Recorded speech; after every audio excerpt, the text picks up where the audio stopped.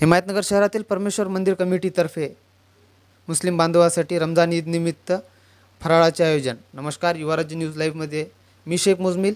हिमायतनगर शहरातील परमेश्वर कमिटी यांच्यातर्फे रमजान ईद निमित्त हिमायतनगर शहरातील मुस्लिम बांधवांना रमजान ईदच्या शुभेच्छा देण्यात आल्या व गळाभेट करून अनेक वर्षापासून सुरू असलेल्या हिंदू मुस्लिम बांधवाचे एकतेचे संदेश देण्यात आले। याचबरोबर हिंदू मुस्लिम बांधवता व एकता अशीच वर्षानुवर्षे टिकून राहावी याचीही प्रार्थना ईश्वराकडे करण्यात आली।